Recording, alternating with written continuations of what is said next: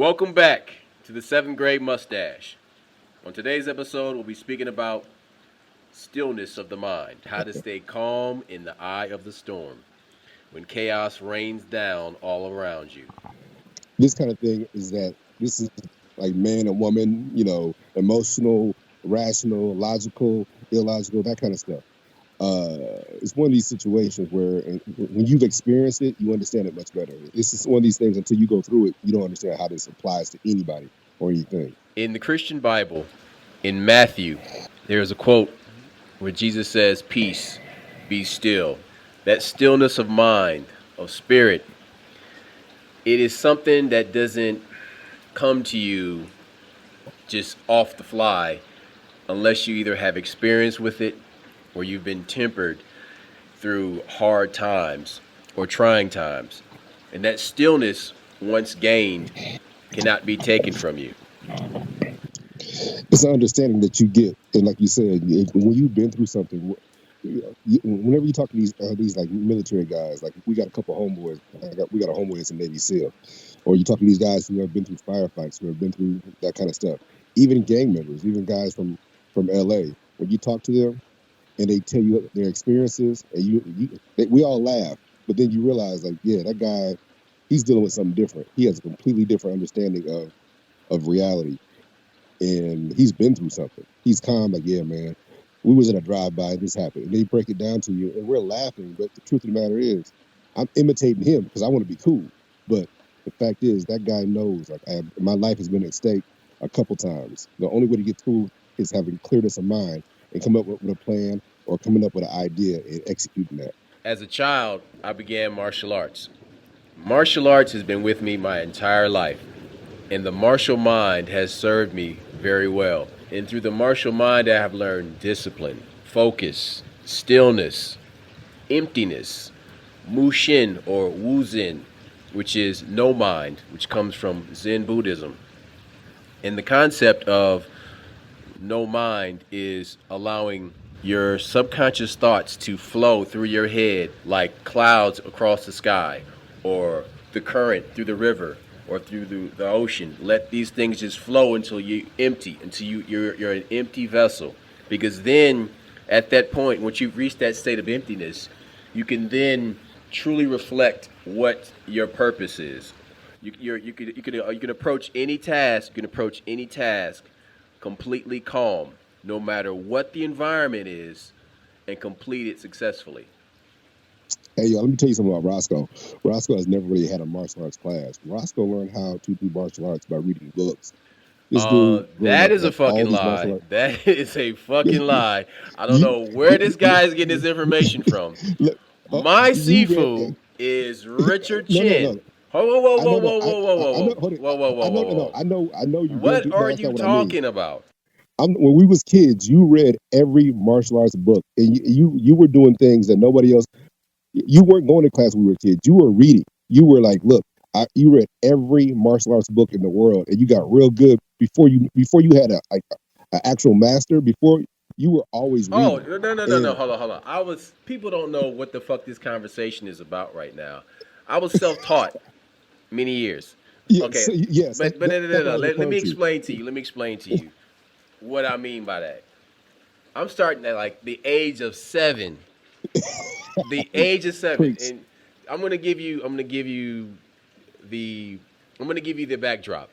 So, Yes. in the 80s, with the martial arts explosion, you had all these strip mall karate motherfuckers all over the place, and I did not want to learn from a white person.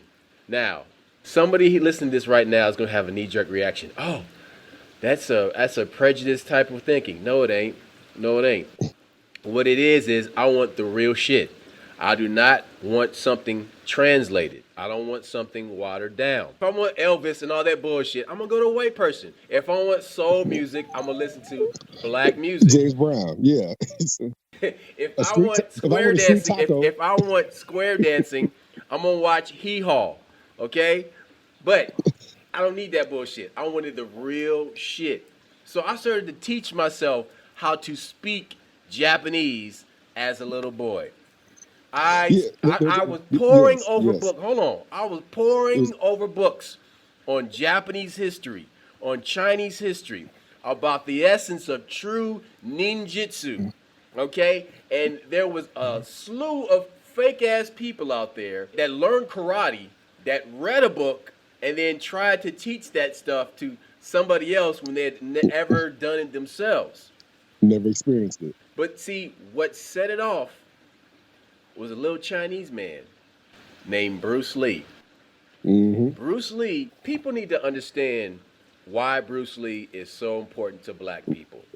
Relevant, yes. The Preach. reason why Bruce Lee is so important, not to just people of color, but to black people, is because in the 70s, when Bruce Lee first exploded onto screens and he was whipping people's ass, you had never seen a man of color so outrageously courageous and strong and not So giving you, zero fuck. Hold on, duct tape. Not giving zero fucks about what anybody thought, and he took his own destiny into his own hands. For the black man, that was so powerful. important to talk about images, talk about John Wayne, talk about the stuff that we grew up Clint Eastwood. And I'm not dissing them guys. What I'm saying is that you saw nobody of color kicking ass. If you saw somebody of color, like thank God for Jim Brown, thank God for Carl Weathers. But even No, then, the but niggas always died.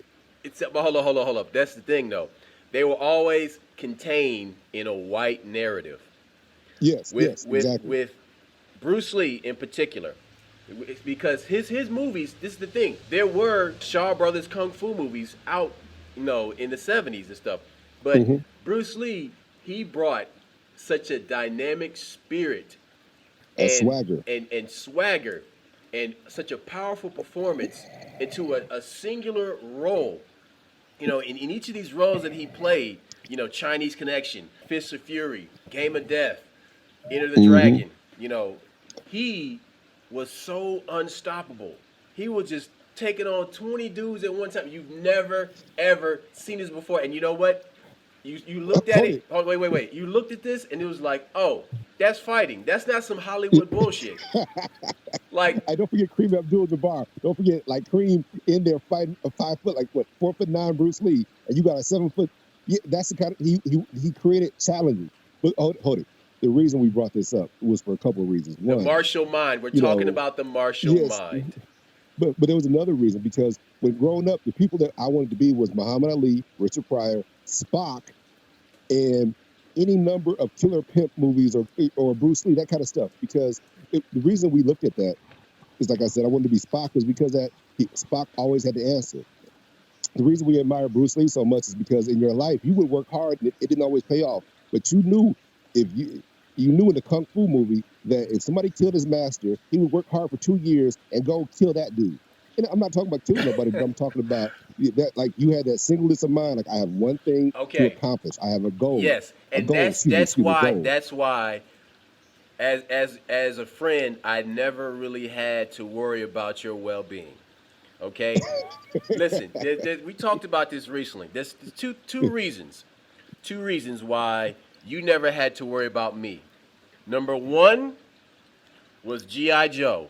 Okay? Number two, hold up. Number two was martial arts. This is the thing, man. This is the thing. For those that don't know me, for those who don't know duct tape, what you need to understand is we grew up watching guys go through impossible situations, sometimes solo, going Yes, up against incredible odds, figuring out how to do shit, get injured, and doctor still themselves complete the back task. up, and then get back in the fight, kick ass, and then go home. So you have to understand, like, as a little boy, seeing this, you become indoctrinated into like this super soldier ideology, right? Which is perfectly fine with me, and I'm perfectly fine with duct tape. So what it did, it raised the bar so high, so fucking high, so that you can face anything in life. And that is why we're talking about the being still of mind and martial mind today. Go. What made it difficult for us to distinguish between television and entertainment in real life is that so many of the people we dealt with had on TV. you had these images, but in real life, we knew people that did some That crazy did stuff, and fantastical shit. yeah, so we had a difficult time distinguishing between the two. Not in a negative way. Not like we don't know what reality Oh no is. no no no. It's just We saying, we for sure knew what it was, but the thing is, yeah, like, okay, but here, hold on. Let me jump in real quick because you know what, like the X factor is soul power. You know, because the like chi. yeah, and Yeah, there was always those stories going around about like the woman who picked up the car off her yep. child, and you know, then we have like comic books thrown into that, man, and like, This is dude, pre-internet. Pre-internet. You couldn't pre-internet, go yeah, yeah, see yeah. Fuck all this, yeah, all that internet bullshit. Like, dude. So the thing is that like you are this nucleus of invincibility. You know, forget the fact that like you're a young person. You have all this other stuff thrown into your gumbo to make you a badass. And then I you got told and you. then you got fights that I, you know with kids in the neighborhood and like kids in the playground. Dude, like that meant nothing. I remember one time I got a fight with these two brothers, these two white kids, and I fought them. They just in the store. I fought them both. And everybody couldn't believe I fought both at the same. You fought them both? Like, yeah, oh shoot, both beat their ass kicked. So it was one of them deals where like having multiple opponents didn't mean nothing to us because of Bruce Lee. You were because, prepared for because multiple attackers. yeah, like that's how it is. Um, And then hold on. And then going back to neighborhood fights, getting jumped. You see, okay, that's an example of multiple attackers. See, like growing up in the yes, hood, like you get jumped. So like getting jumped, you got multiple attackers. Just because you get jumped, it doesn't mean you have to lose. You can get no. jumped and whoop everybody ass. It's an expert. Okay, see, that's the difference. That's the difference between kids now and how we were. People now are afraid of getting jumped. People when we grew up was not worried about getting jumped. If you came with three people got their ass kicked. Or like my mama would Oh, lock for the sure. screen door and make me fight. All like my mom be like, she would lock the screen door. Like these kids Dude, ran me your home one mom time. was She on like, some no. Thunderdome type shit. She Yeah, she was, like, look, if you lose a fight, you get your ass kicked twice. So get out there and fight all three. You know what yes. I'm saying? And that's how it was. And people think what we're trying to tell you is once you understand that emotional dump, that fear, that initial fear response, get rid of that. And you got two times to do that. Once you get past the second, third time, you don't do it anymore. And that's the biggest thing is like you can't have a fear of doing it. You can't have a fear of your opponent. And we're talking about this for multiple reasons. But like in my personal life, I have to go up against a company all the time. A company of 43,000 employees, a company who has lawyers and every kind of thing at the disposal. And I can't be scared to go up against them. You can't look at your opponent like, oh, it's undefeatable. Um, this whole idea that the government is this and these corporations have so much money you can't fight them. No, and that's what's killing us right now is that we believe that these overwhelming odds are just that overwhelming. No, overwhelming odds is a direct challenge to me as a man, and when you have that and you have that in you, and you like because here's what we're dealing with right now in our personal lives, everybody in America, you're dealing with this virus. You're dealing with the government taking rights. You're dealing with these corporations. You're dealing with all these huge odds. And intimidating you is the only thing they got. Fear is their power. So if you come to that decision where I'm not going to fear this person, and I have the right to be here just as much as they do. And when you look at that, growing up black, when you find out about your black heroes and what they went through, when you find out, this don't make fun of me, but you're gonna make fun of me. So I was actually suffering from depression one time. And so I was going to a therapist. I was on medication and I'm trying to get my life right. And then I thought to myself one day, what if I died today? What if my boss was like messing with my job, this little short 4'2" woman. And I'm like, if I die today and go to heaven and I meet Muhammad Ali, or I meet Rosa Parks, I meet Martin Luther King, I meet Malcolm You can be X, like, you and know, they ask me how I bitch. got, yeah, exactly. If I met my idols, and they're like, "Hey, Ren, how'd you get here?" And I'd be like, "Well, stress from the job. I had a heart attack because this white woman could. But like, did Dude, she have a water hose? that right Did she there, have a water that hose? that part right there makes me think of that part from Conan when he's talking to Subutai. He's like, Crom is strong on his mountain, and if I don't know the riddle of steel, he will laugh at me and throw me off the mountain. You're like, you Ex- bitch, get out of here. ex- Strength. Look, strength comes from within, and So that's that what was we're my talking fear. about. Yeah. Yeah, that was my fear. Was like if I spoke to Rosa Parks and she goes, "Well, did they sick dogs on you?" No, she wrote me up 3 times. Let me get this straight. So you died from stress? Well, no, I might have committed suicide. I was never thinking about that. I didn't want to get to see these masters and not have a good story to tell. So that made me like, I'm not depressed anymore. I just decided one day not to be like, fuck this medication, fuck this. I couldn't imagine my ancestors, and I'm talking about American slaves, running away to the north and being worried about depression, being worried about Right. that kind of stuff. So so Peanut when butter you allergy. so yeah, so when you sack up and you're like, Hey, there was like no peanut butter allergy like in slavery. I know there wasn't peanut butter, but goddamn it, there were no but peanut allergies in that's slavery. that's our point. That every time you turn around, somebody's allergic to something. There's a new disease and a new this. We would not have evolved as human beings, which evolution is a theory, but we would not have evolved to where we are now if every time a new disease came out, we were dying, giving up, or every time a new obstacle came up, we gave up. And so you have to calm your mind, Yes. recognize your opponent, and come up with a plan. And Yes. sometimes that plan might not be a good plan, and you So might have to change it on the fly. But think of yourself as your body. Think of your body as a mechanism. And there's things you can do physically to bring yourself back to that state of calm. In Sanskrit, there's a term, it's called anapanasati, and that's Zen breathing.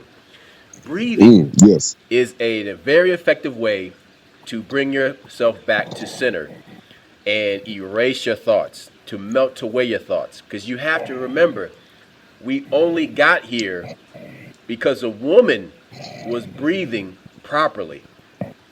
If that yes. woman wasn't breathing properly, we wouldn't be here right now. She would miscarriage and you would have died, stillborn. A woman cannot Do, give birth unless she is breathing properly. Life begins and ends with breath. look, I remember the first time Greg was teaching me about yoga, and he was teaching me a breathing exercise, and he said, "Look, by doing this, you actually cause your body to create adrenaline, and you're able to do this." And once he taught me that, me and you had talked about Bill Kazmaier. Remember the World's Strongest Man? So I started watching that show. These shows were recorded in the 70s and 80s, but they would show them on classic sports. And you were watching. I'm like, that dude he's not cheating. What he's doing is he's doing yoga, and he's causing himself to have an adrenaline dump. And that's how he was able to outlift these other guys. And all you see all these other guys like Ken Patera and all these other guys, they were trying to bend stuff and do stuff. But then you watch Bill Kazmaier, and you realize that breathing is the key to everything. That the proper breath, the proper exercise, the proper training, and you realize like, okay, the reason I do is that he wasn't cheating because he wasn't using steroids, but he was cheating in the sense his technique was flawless, and he was doing it was checkers and chess. These other guys were just all playing checkers, and dude walked in playing chess, and they didn't know what they was looking at. And so So that breathing thing is deep. it's truly effective. So as a 7-year-old boy, I became enamored by the teachings of ninjutsu.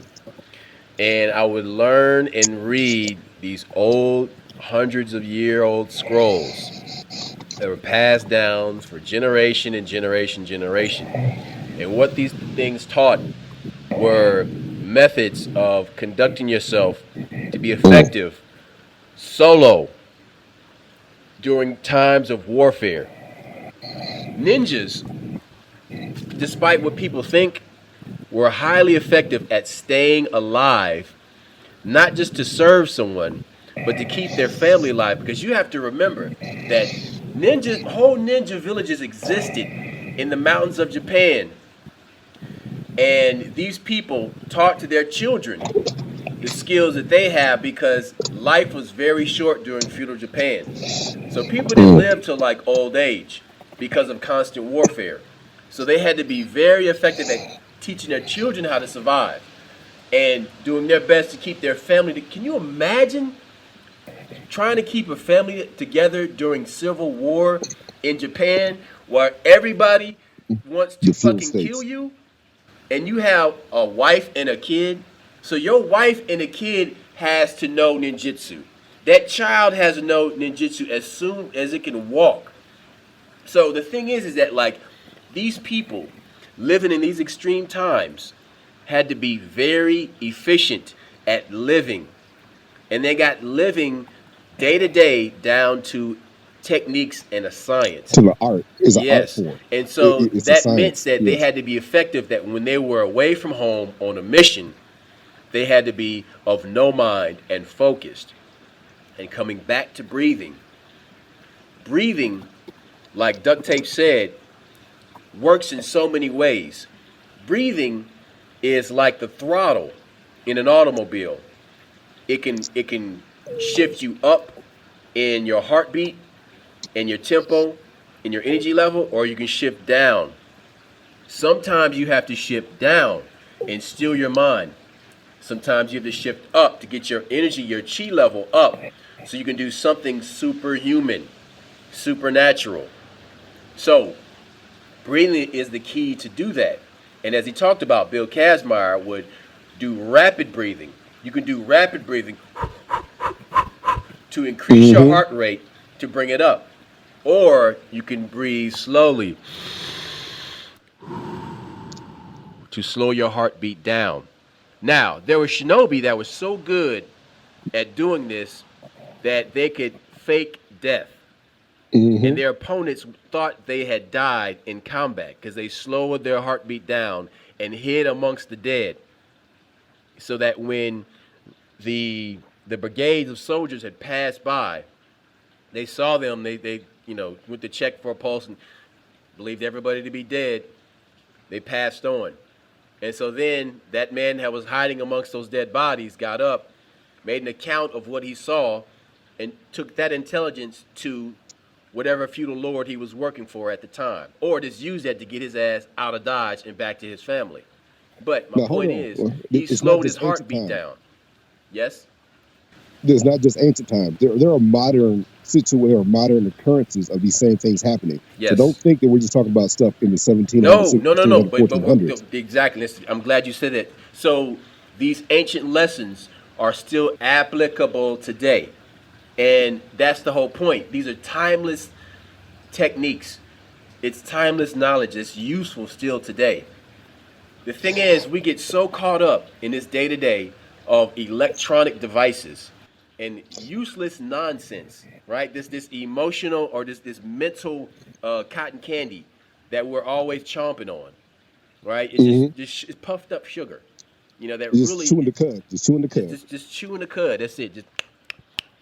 But we forget about how, like we talked about before, the primal man exists in all of us, and how we can I access think that through breathing and and, I and, and remember. body movement. Do you remember?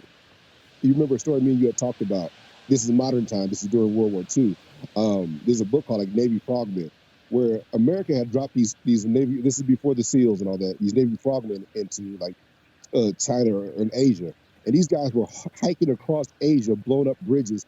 And come to find out, the war was over, so they were still 20 years deep, and they couldn't figure out, well, who's sabotaging. The Chinese government couldn't figure out, the Asian these different Asian countries couldn't figure out, well, who is blowing up these bridges. What happened was these white men were thought the war was still going on. You always hear about stuff in like Vietnam where they find these old Vietnamese dudes that thought the war was still going on, but they were white men who were in Asia thought the war was still going on. Like 7 years after World War II was over, still like sabotaging buildings and blowing stuff up, and they're thinking it's just some radical element. No, it's some white dudes. So this stuff still applies today. The idea that one man can't make a difference, that's Oh, the big one of the biggest that's a fears. bunch of horseshit because a one man can make all the difference. One man has One made person, one woman, plenty one man or woman. has Yeah. made the difference all throughout history. You know, Yes. I mean, a guy named Joshua. You know what I'm saying? It, A guy, it happens. a guy named A Adolf, a whole guy religion named based on, Gandhi, a guy yes, named Martin, a guy named Malcolm. I mean, come on, man. yes. And the biggest fear of the FBI back then, Hoover, was a black messiah because Yes. we've done it before. One black man, one black woman will start a revolution, and those effects are felt for thousands and thousands of years afterwards. And going back to ancient Egypt, Hebrew, going back the Christ story, those aren't stories when you find out that there's somebody that really did those things. And being afraid is fine, but it's not acting on it. And another thing, like dealing with one of my exes, she's real emotional. And I'm like, well, emotion without action don't mean nothing. You can get all emotional all you want. If you ain't about to step, Then sit over there and cry or sit over there and scream by yourself. Emotions without actions are completely lifeless things. Emotions don't matter unless you act on them.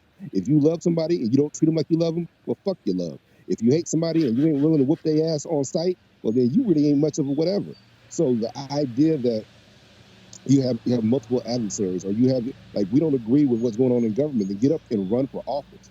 Like everybody's not a Trump fan, but this ignorant motherfucker ran and won. So if you have something, that's the beauty of democracy, is that if you have a point of view, then you need to get up, run, and execute that, and stop telling yourself that you're not good enough or you're not able or we're not on that level.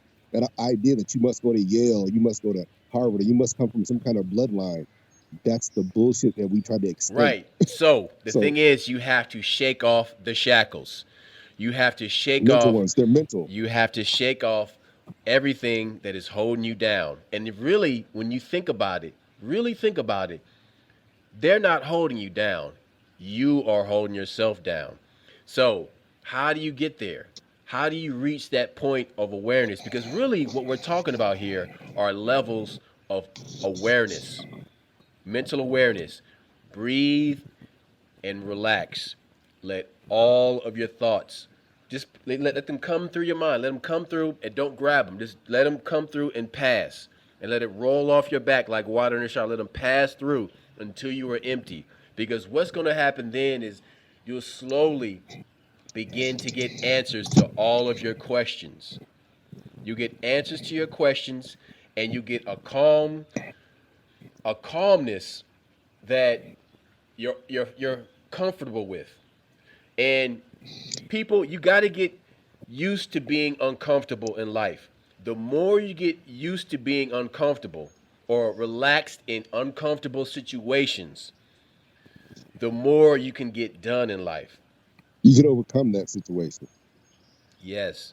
And you know what? I think Go ahead, go for it. I was going to say one of the things that I think people mess up. A lot of people don't believe in God, whatever, but people don't pray for insight. You need to pray for Mm. clarity of mind. You need to pray for Mm. insight. You need to pray that I'm not the first person to walk this earth. So Well, someone else, so you have that collective mind. Someone else has been through this. Like I remember college, you're working on a car, and I was like, man, God, give me some insight. And I'm sitting there saying, like, man, I had a raggedy Dodge Raider, in 1987 Dodge Raider, it's falling apart. And this man walks down the steps. You know what you need, don't you? I said, what? Because he looked just like my Uncle Bussy, had the fisherman hat on, and I'm trying to do a tune up myself. It's a little four banger, and I've been taking this car to get tune ups for years. And apparently, well, white guy goes, "Hey, you got a stuck spark plug in there. If you don't be careful, that could shoot out." I'm like, "What are you talking about?"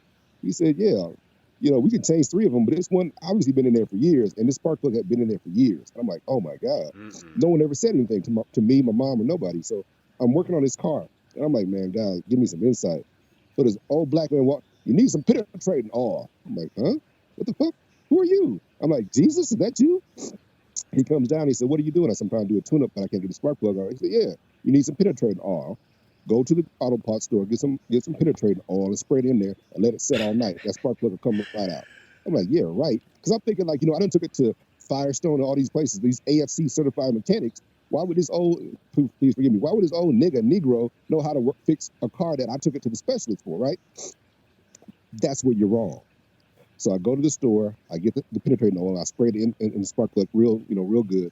Come back the next day, the spark plug comes right out. This is the worst looking spark plug you've ever seen. Yes. And he was right. It was on the verge of popping out.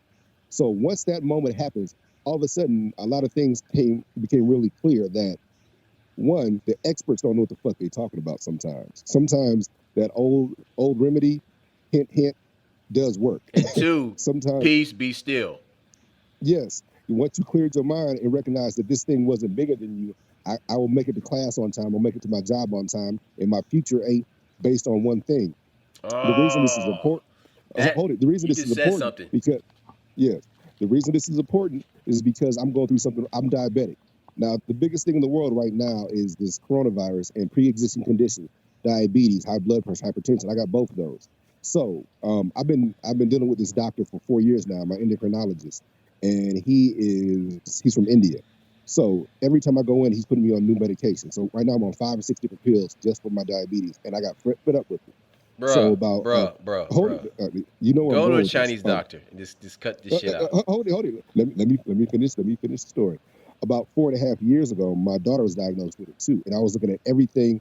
I was more worried about her than me, and so I looked at everything. Back then, something you had mentioned was Wu Tang Clan, Ghostface. He had Ghostface. been dealing, yeah, he had been dealing with diabetes for years, and so I find where in China and India they use mango leaves and they make a tea out of it. Now this is 5 years ago. I find this out. 4 years ago I find this out, but I never used it. Right.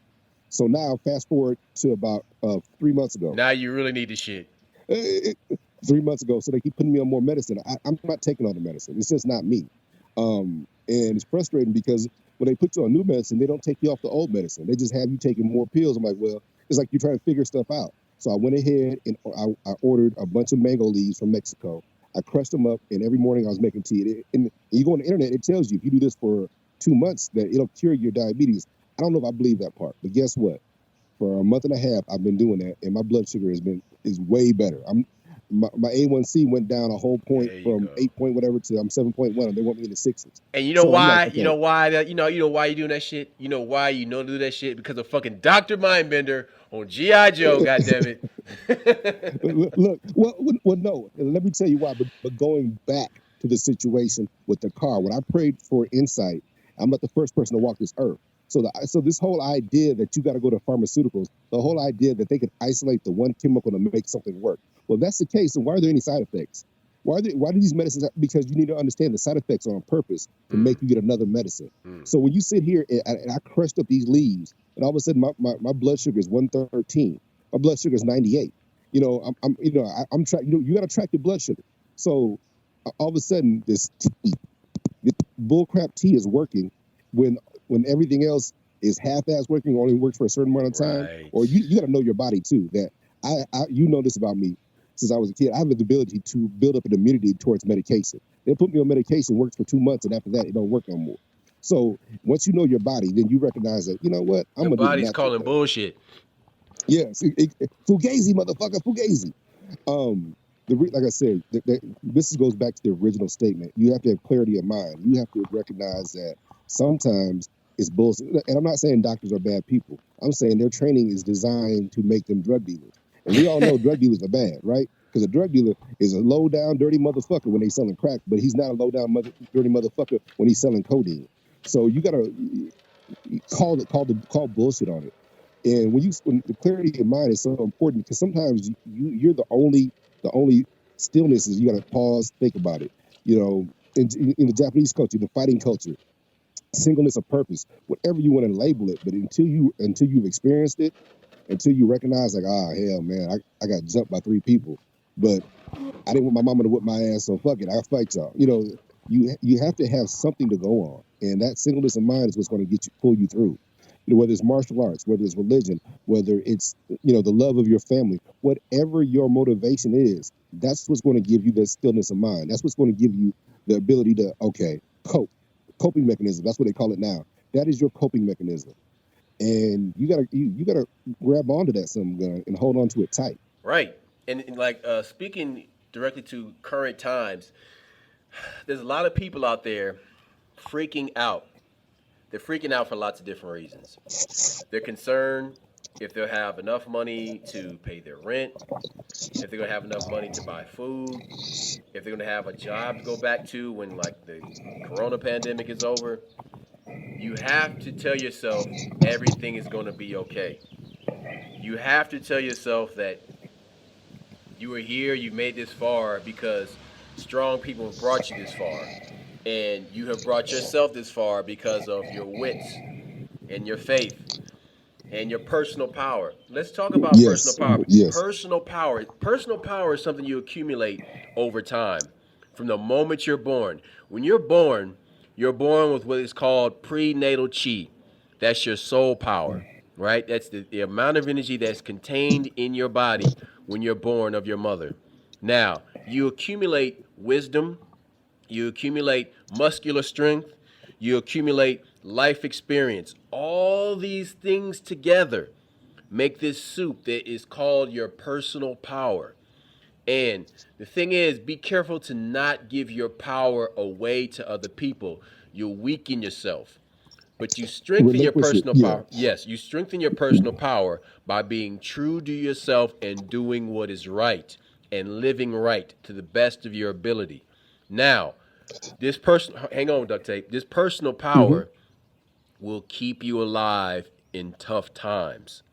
And you can call upon it to use this from your personal wisdom, looking back on your life, seeing what has saved your ass before in thin and thick situations, and utilize that to stay alive and thrive in these tight situations.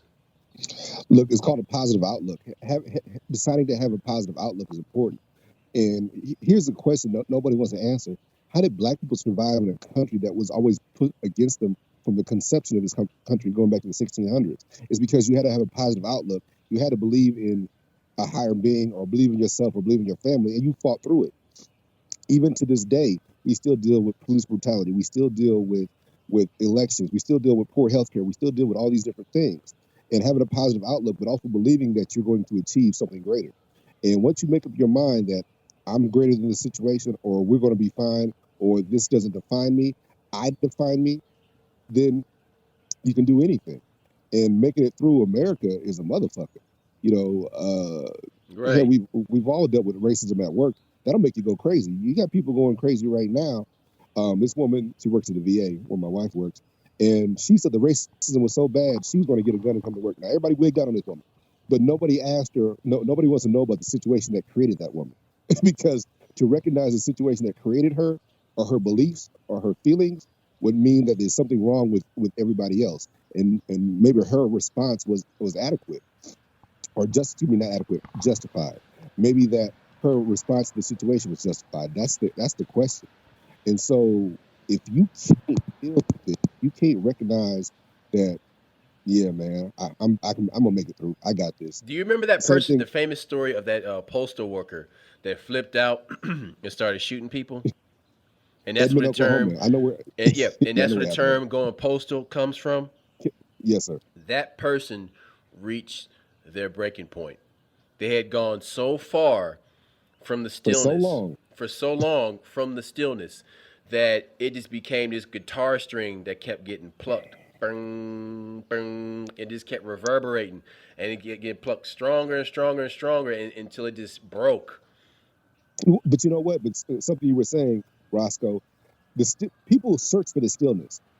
Drug use. People who use drugs, or people who are self-medicating, they're not doing it because they're weak No, people. It's they're just the searching opposite. for the stillness. Yes, yes, they're actually strong people, and they're willing to sacrifice the wrong thing, whether it's money, family, life, whatever. But they're looking for the peace, and that's why they use the drugs. And for us, we don't. Drugs weren't our way to peace. But when somebody makes that mistake, or whatever you want to call it, and that's the issue, is that they're searching for the stillness. They're searching for that oneness.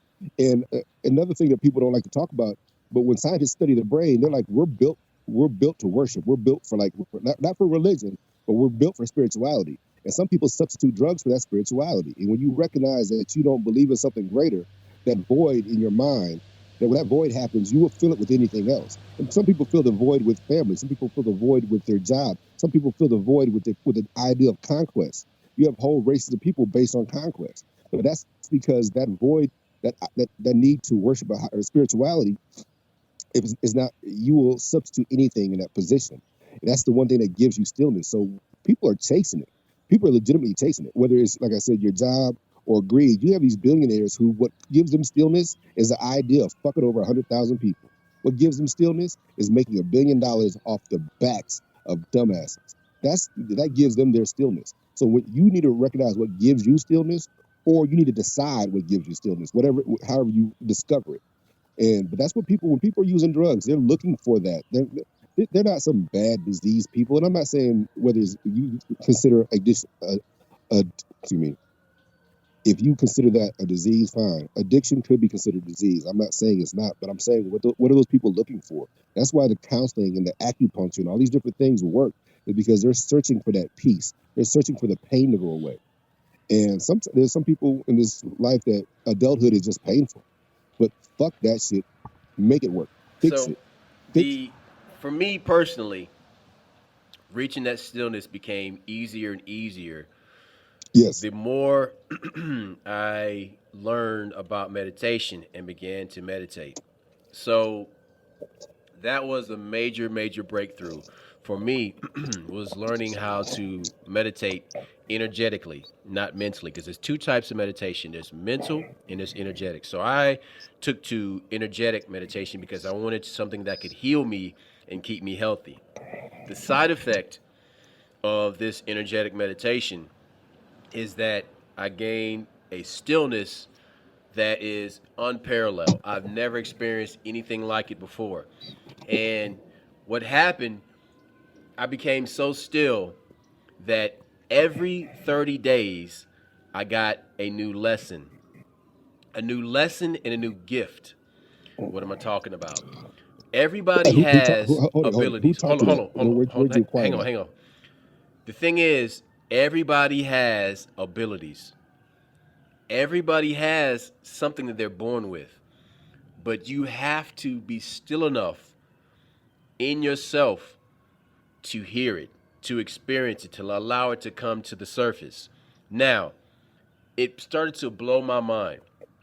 Mm-hmm. And it happened, I began to learn this meditation before, years before, a very close person to me died in a plane crash. And I'm aware. I was practicing this before she died. And then she died and everything fell apart. I was so depressed that I did not know I was depressed. It took my best friend to come and visit me and take one look at me and say, "Man, you look like shit." Now, I thought I looked fine. I thought everything was cool. But he looked at me, he was like, "Bruh, you are fucked up." I'm like, "What?" I was like, "No." I, Yeah. I went and looked at me. I was like, "Bro, I'm good." I'm like, he's like, "No, man. Like you," he's like, "Look, man, it's okay. Like you've gone through tragedy. Like fucked up shit is happening to you. Like it's okay." I'm like, "I'm not depressed, man." He's like, "Bruh, you got the blues." Yeah. So Yeah. at that time, I was man, I was so happy to see my best friend because like it brought me up out of darkness, and to this day I'm grateful for that. So the thing is, I continued to meditate, but what happened? I went deeper.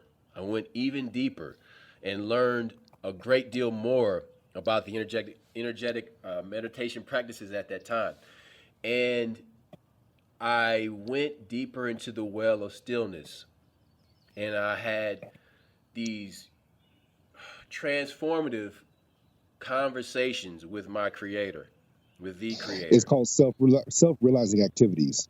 And so when I would have these things, I would ask myself, is it possible to go back here? And of course, the answer is yes. And so now, looking back upon that, I'm so grateful for having gone through everything I've gone through because now I know how to reach that stillness again. I know Yes. how that depression won't overtake me anymore. It won't take me out. I won't take No. my life. Everybody listen to this. I want you to know something. And duct tape, you already know it goes without saying. If you ever hear about me killing myself, that's bullshit. That means I was talking about some shit on this That's podcast, some government shit. or motherfuckers tried to take me out, and That's I'm government. on the lam, and I fake my death, okay? Because I can let That's them the bitches kill government. me. Yes. So yeah, I yeah. look. Hey. Hold I on. know you ain't gonna kill yourself, motherfucker. I ain't about to kill myself. So there you go. Look. I'm gonna tell you like this. Me being alive pisses off I seven love people life. right now. I love I life. like pissing people off. I Yes, I enjoy it. love pissing I, motherfuckers off. so me I being love here is just gonna taking my dick and just rubbing across their face. Just fuck you. slapping them. Clap, clap. Both sides on the black hand side. No. Exactly. What you're talking about some really deep shit, and people don't understand what you're saying. I remember in college, I had a philosophy professor. I hope he's still around. His name is Ron Keys. Last time I seen him, he got into sports management, and one of the things he did, I'm in philosophy class. He's like, man. He said, Rex, because he couldn't say my name right. Rex, you from Omaha, Nebraska. You're from the land of Malcolm X. Do you understand what a man like? I've never seen anybody like you. So one of the things he taught us was something that you learned on your own, but it took him to teach me was a self-realizing activity. He said, I'm leaving class. He stopped. He said, I want you to do something tomorrow. The moment you wake up, the moment you gain consciousness, the first thing you say is thank God. First thing you do, and you tell me what happens next. Oh yeah, whatever. So it takes hours to make this happen. So it took 2 days, like Saturday into Sunday. So Sunday, I finally get it down to where when I wake up, the first thing I do is thank you, God. And all of a sudden, my mind blew the fuck up. What? It's no drugs involved, no nothing involved. And so I run back to him like on Tuesdays when I had his class. I run back to him like, Mr. Keys, you were right. And he's like, yeah, that's a self-realizing activity. So I tried it again, it didn't work. But he said, no, that's because the first thing you did was thank God, and He opened up something to you. And once you understand that, same thing with it was The lotus meditation. You flower. know, we The learn, lotus yeah, flower. you learn it from different places. But the thing is, once you've had that experience, you can hang on to it. Now, fast forward to when I was suffering from depression. And how did you know you were suffering from depression, Ren? I'm gonna tell you how. Duct Tape would tell you how he knew he was suffering from depression. I pray a lot. I meditate a lot. And when you sit there and pray, when you can't hear the response, Mm. like because when you pray, there's gifts that are when you legitimately pray. The reason these people are going to church and they're getting the coronavirus and they're getting these different things is because they're praying for the wrong thing. When you Mm. pray for insight or strength or ability to deal with this, my father would drop jewels, and all of a sudden all I could hear was the background noise. I couldn't hear his voice anymore. And when you know how when you're on a phone call and the kids are talking in the background, remember your mama, I can't hear what they saying. Shut the hell up. That's how it was, is that I could hear all the background noise. I could hear the TV, I could hear cars, I could hear birds, but I couldn't focus to hear him. And Mm. that's when I realized I'm really going through something. Yep. And I got help. I'm sorry, I got counseling and medication. I know that ain't what you want to hear, but that's what I did. But like I told you, what really pulled me out was the moment I realized, man, what would my ancestors think of me right now? Mm. I'm gonna tell you how bad it was. I was so depressed where I prayed that I had cancer. I'm like, man, give me cancer. That way I'll be off work for 2 years. And when I come, I prayed for cancer. How bad it was. I'm like, and like I said, once I thought, like, man, if I met Malcolm X in heaven, what would he say about me? Dude. That's what pulled me through. And that goes back to that self-realizing activity that I learned in college, is that when you speak directly to your maker and you say thank you, you're not asking, as a parent, your kids are always asking for stuff, but the second your kid says, you know what, I appreciate your struggle, being a stepdad ain't easy, you know or when your kids say, man, I love you and I wouldn't have known this without you, when your training actually takes hold. It might not take hold when you want it to. That's the kind of stuff that gives you that joy on the inside. And so when when Roscoe is talking about meditation and figuring that stuff out and going through that situation made him stronger. Him pulling through that means I can deal with anything that the world has to throw at me. And we've all suffered losses. And unfortunately, one of the problems with being black is that we've lost friends early on. We lost Scotty early. We lost some other people Rest in very peace. early. And so you sometimes you don't even deal with it. But when you get older, you deal with like, man, I'm like, damn, I can't believe I made it through. So if you want to know if you're suffering from depression, when you can't focus the way you're supposed to, that should be something that tells you, like, man, I might need help. Now, I ain't telling you how to get help. I'm telling you that you need to recognize the symptoms. So either you can snap yourself out of it or ask for help to get snapped out of it. And a lot of these activities, with everything from people trying to commit suicide, those are pleas for help. Or people are, and another thing, we had a homeboy, he was looking to his wife for help, and she didn't recognize that he was asking for help. It broke his heart. I'm like, dude, you weren't being honest. He's like, yeah, but you think that this person who loves you would recognize it and and comfort you. I'm like, man, I'm like, bro, your mom's been gone for years. You can't look for your mom in other people. No, Now, no, that's bad. Don't do that. I mean, sometimes you can't help it because you're looking for that person to calm you and give you that stillness. And this goes back to the initial statement: is we're looking for stillness, and sometimes you have to manifest that on your own. You're not lucky, or the person that used to give it to you, unfortunately, they pass early on, and when they're gone, that the idea that person that gave you stillness leaving abruptly can cause you to go through all kinds of stuff. But once you make it through that, then you can fight anything. You can fight this virus. You can fight this government. You can fight your job. You can take care of these badass kids that don't even look like you. You understand what I'm saying? Dude, So last week, I was on a job and I had a safety harness on and I was dangling from a rope and I was 40 stories, I'm sorry, 4 stories off the ground. Nobody else wanted to do it, so I was like, fuck it, I'll do it. He's like, you two sure? tears in a bucket. Yeah, he's like, you sure? He's like, yeah, man, I jump out of airplanes for fun. So I had to install something on the side of a building, and it was incredibly difficult. We had no crane, we had no lift that could like reach that far, and it was in a building that was built at a on a unique terrain. So I put on a safety harness and I attach it to the rope and I attach it to the structure, and I go over the side and hanging over the side, and it's I got a drill. I got two different types of drills. I got one on each end, and I'm putting them on my vest so I can like hold it. And everything that I'm doing it very carefully because I cannot drop anything. I can't drop the drills. I can't drop the bits. I can't drop the hardware that I have to attach to the side of this building. Everything is about being calm, breathing, and relaxation. Now, the problem I'm having is that because of the weight of my body, the harness is cutting off the circulation to my four limbs. Mm, So, and get numbness. I feel this starting to happen. So, several things are going on. There's an internal dialogue going on inside my head.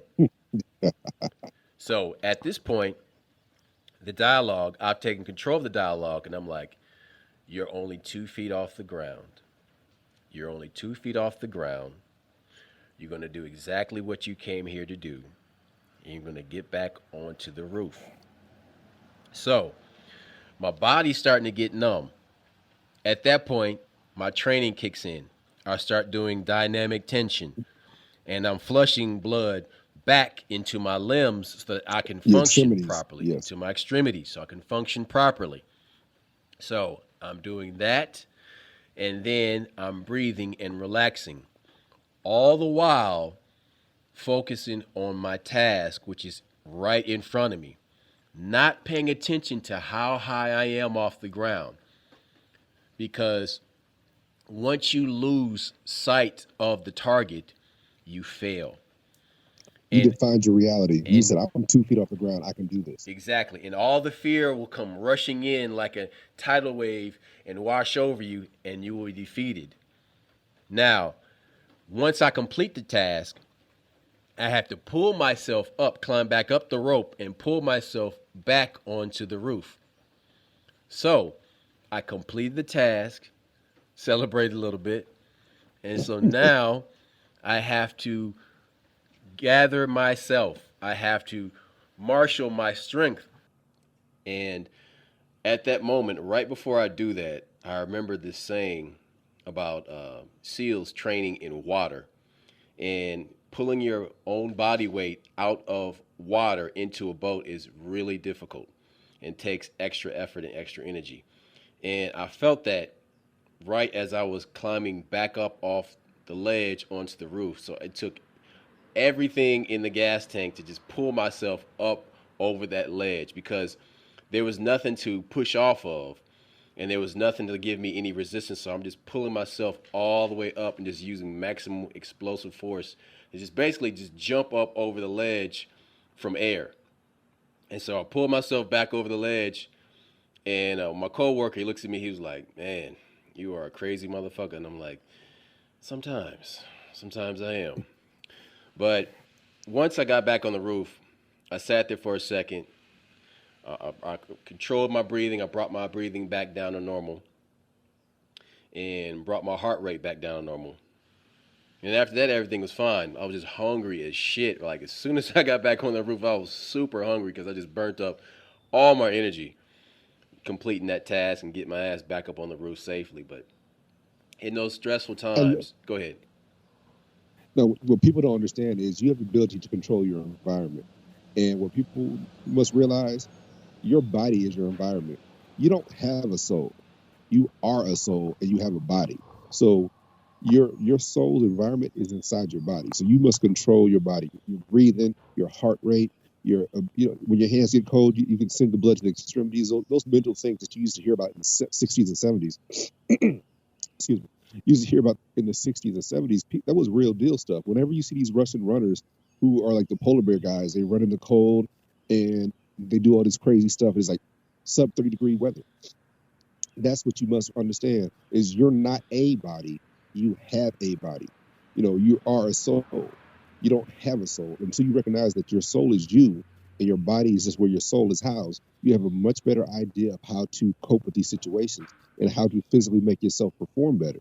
um Amen to that. Because you know what? Focus. Growing up in Nebraska in the cold and extreme heat, I I We had utilized both. that. We had both, but like especially in the cold though, in extreme cold, I remember being outside for like long periods of time and shifting my awareness to my body, and deep inside myself there was like this church of cellular memory that I would call upon on those times. But most specifically, I would think of Wolverine, and I would think of Wolverine as Weapon X running butt ass naked through Alaskan wilds, chopping up wolves and shit. Canadian. Well, hold Yeah, on. He Canadian. was a cat. He was a Canada. Canadian, Yeah. yeah. So Yeah, he was like he's running through the Yukon butt ass naked, and I thought about that and I was like, be like Wolverine, and I started doing that shit, and like all of a sudden, like the cold didn't get to me as much. The cold didn't bother me as much. It was weird. Nah, hold on. Don't forget Quick Kick. Remember we watched the episode Yes, with Quick Kick, barefoot. and we like, yeah, he barefoot in the snow, man. It's a cartoon to everybody else, but to us, I'm like, nah, There's something that's something behind we could that. do. There's Yeah, something we could do to that. that. Dude, going back to GI Joe, all it did was what it prepared us for the rest of our life. You know what I'm saying? Like surviving out here in the world on just different levels. You know what I mean? And so I'm grateful for that shit. I mean, it might sound It, goofy to some people, but I don't give a fuck. yeah, it don't matter. It I made think my the life biggest thing better. the biggest thing people don't realize is that so many times reality is coded in different things. And G.I. Joe was coded in a cartoon. But how many times do we watch these news shows, these TV shows, and that's comedy. That's Dude, not real. And listen, so listen. When I heard about New Schwaberland, where the Nazis went to the Arctic Circle or Antarctica and they had a base down there, you know what I was thinking about. You you're already thinking about know. Cobra. You're Cobra, thinking dude. about That's straight Shangri-La. up You're talking Cobra. about When I Shangri-La. hear about the breakaway civilization and these motherfuckers going to like, other planets and like, creating like these bases like underground with slave labor, dude, that's Cobra like a motherfucker, man. But anyway, Hold it. There's three things we got to talk about when you talk about that. And we're talking about what we're going through right now. We're talking about focus, and we're talking about the ability to fix stuff. And so many times, these plots from these GI Joe things, as we got older, we found out were based on real stuff. So whatever these writers were into, they was into some real stuff. It was into some real shit. And yes, so, yes. when you become an adult, you recognize that. And you were talking about snipers and shooting. I was at the range yesterday. I took a friend of mine and his son because yeah, I just purchased another AR, and he said I want my son to learn how to use it. So I showed him how to break it down, but teaching them how to aim, how to shoot, and also so much of the stuff these kids are doing is anticipation because they've seen stuff on TV where he thought this gun is going to have all kind of kickbacks, and no, the handgun is going to have more kickback than the AR. And then you need to focus. You have these dots. You have that red dot. Keep both eyes open. You're watching. What you're doing is what you saw on TV. Bring the gun to your eye. Dude, Don't how lower many your eye people to the gun. blink when they shoot guns? Have you noticed like a bunch of people blink when they shoot guns? Only the first two or three times. That's because they anticipate some kind of a violent thing. You know what I'm Yes, like a saying? punch. It's like somebody's Yeah, like tightening and up it's for a not, punch you're about to get and it hit by. doesn't happen. And it doesn't happen. Now, the other thing, like I told you, when you're you got to teach people about guns. You just don't hand them a gun. And I'm explaining the heavier a gun is, the less recoil. So I'm telling you, this AR is nothing but a necked up 22 round. It's not going to have any recoil. You're going to feel a snap because there's an explosion going on right there, but you're not going to have this recoil that you saw in these TV shows or in But your video games. so Now the there's hand, that's the I'm sorry, physicality go of ahead. it. That's the physicality of Yes, it. But like mentally, you have to empty your mind to hit that to target. yeah to aim far away for that 100 yard stuff, which I've only done once. That's not front like I've But done this a lot. not even far away. Yeah, Just like hitting targets. Like shooting guns is very similar to hitting jump shots in yeah, basketball. yeah, Very yeah. similar. It's repetition, but also if you focus too much, you will hear your heartbeat. You will actually feel your heartbeat. So you got to calm that down because what's going to happen is it's going to make you jump. So, like I said, so much of the anticipation is from what they've seen in the media and on television and video games, and not realizing. So I'm gonna explain to them, like the handgun is a little bit harder to aim, but here's what you do when you first shoot with a handgun. I said, if you got to shoot somebody, give them a zipper. So what do you mean? Shoot them in the nuts, shoot them in the stomach, shoot them in the chest, shoot them in the head. As you do that, you actually see how easy it is to shoot straight. You know where it's going. You anticipate. And once he did that, he started doing headshots. After that, the kid's like, I think he's 15, 16. So yeah, and this is his first time shooting. You know what? I So don't see a lot of people shooting from the hip enough. There's so many people. This is the problem that people. How can I say this? they People imitate movies. they imitate movies and law enforcement, and like I don't see enough people with like gunplay style. You know what I'm saying? Oh, okay. It's something real complicated when you talk about law enforcement. What people don't understand, law enforcement has a different objective than the average person when it comes to shooting. And I'm not saying one thing they do that's very important is they always point the gun down because you don't want to shoot somebody by accident. But everything else law enforcement does not always apply to us. Like if you ever talk to a guy in prison, when people come from prison, they have a whole different outlook on how a shootout goes down. People in prison will shoot you through a wall. You're Yes. taught Right. when you deal with law enforcement people, they tell you get covered. Not everything is covered. Just because a person can't see you does not make that cover. But people in prison have gunplay training, even though they ain't got no The thing guns. They is, talk like, about if this stuff. I'm shooting a high enough caliber that can travel through layers of drywall and like It's wood. just drywall. Yeah. Keep it real. Most walls are just drywall. No, I mean, You but know there's you studs in there. You might hit a stud, so it depends. but you more but the stud is every 6 or 4. There's less stud than is open space. Every three So and a what you're half saying feet. is very Every true. 3.5 feet. Yeah, exactly. Well, every foot, every 6 inches, whatever. No, But it's but not. you have a It's better. not. It's three. No, know I what I'm can tell saying. you never done any construction work in your life. Yeah, It's actually 3.5 feet, dude. But whatever. okay, Uh, that's for commercial. But when your uncle builds a house, he builds it different. But that's another conversation. What I'm saying that is, motherfucker will be condemned because that's not the code. But whatever. but no. But the point being is, you're right. The chances of hitting something and hitting the person is you have a better chance of hitting a person shooting through a wall than you realize because you see this stuff on TV where Yeah. the cop punches down and he hides before he gets to the door. But Yeah. what if the person shoots? And guess So what? And guess what? If you that's have a motherfucking Uzi, you can create a door. yeah, Yo, like if you're gonna take anything from movies, like take some creativity. Like, yo, yeah. I need a door right here. Uh, at least, and that's the whole thing is that I seen this in a movie.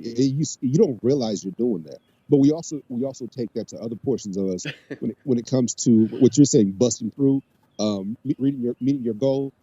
Sometimes we're taking what we saw in a movie and we're applying it to ourselves, and we're limiting Yes, ourselves by doing that, and you got to and you're take not that giving Hulk proper. smash mentality to life sometimes. Well, it's not just that. It's sometimes that these movies leave out what led up to something. Yeah, I got stepkids, I got kids, and the first thing out their mouth is, it, "Hey, Ren, it was based on a true story." You're like, "Baby, based on a true story means loosely based on a true story. Them events did not go down like that." And when you try to explain it, nah, but you got the adults doing the same thing. When they hear based on a true story, they think that's how it went down, and it didn't. Right now, you got that Madam C.J. Walker thing on Netflix, and people are pissed when they found out that it didn't go. Like, that's not how it went down. They did that to build drama. They did that to build entertainment. Yeah, When the truth of the matter is, that story was already mad entertaining. They didn't need to add any extra salt to yeah, it. You yeah. dig? That's that bullshit. That's that Hollywood bullshit. But But no, it's about the focus, and they leave the focus part out. All yes, you see in a movie is the results. You might see a little montage, an '80s you montage. need a You're the best. montage. All right, nothing can hold you. But you don't understand the focus that it took to get there, especially with Olympic athletes, especially with world class. athletes or anybody who's in a world class level of anything, not just athletics. there's a way you can show focus without even a montage. There's simple imagery that you can show that shows determination and focus with one shot photographically. You can do that, but But the biggest thing about that, when it comes to that, Roscoe, is conveying the message. And sometimes when you do that kind of stuff with an art form such as film, it's still always open to interpretation. And you got some dumbass people interpreting. Screw it. interpreting. They interpret things wrong. Yeah, and that's always the issue. Is whenever you deal with any kind of art form, that's what makes it. Interpretation is very important in what it means to the viewer or the person who's looking at it. But that's always going to be an issue when whenever that's what makes it so special when you listen to the watch the director's cut, or you listen to the director and the editor and they give their comments. Then you learn that kind of stuff. But a lot of times people don't take the time to watch that kind of. Look, I'm a film guy. I'm not a film guy to your level, but I like that. On Thursday we had tuna fish. Like, wow, that's dope. They had tuna fish. That's why they did that. But like you said, when it comes to that focus part, people are to make a movie. You got to have focus, especially when you're broke. So When you see how Jaws was made, that's what you understand. Focus is what makes that thing happen, not money, not just resources. It's the determination of the individual. now, I'm sorry. Go ahead, sir. but here's the thing though. In closing, the way you reach that focus is to peace, be still, still your mind, relax, center yourself, find the calm, let those thoughts flow through you and out of you until you reach that stillness. Because concentration, you don't concentrate. Concentration Mm, happens.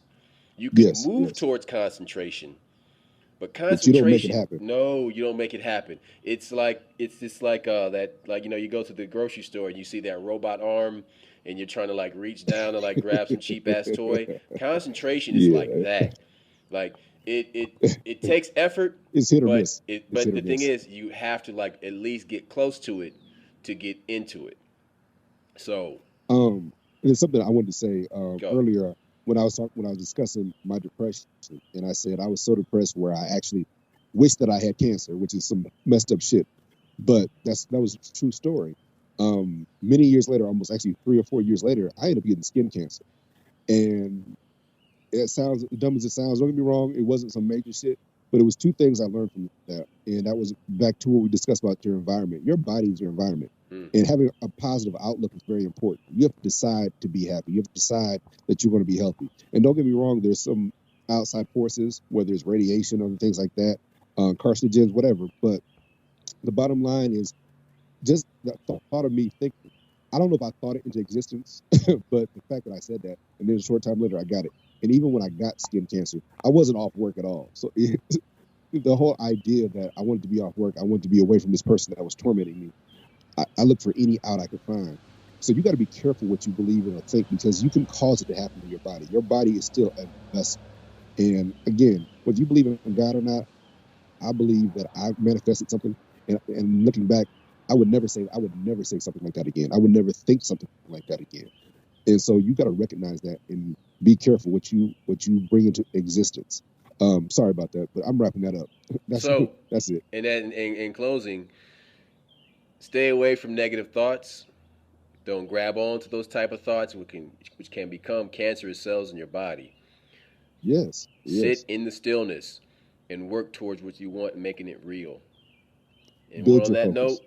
That's right. We're out of here. Peace.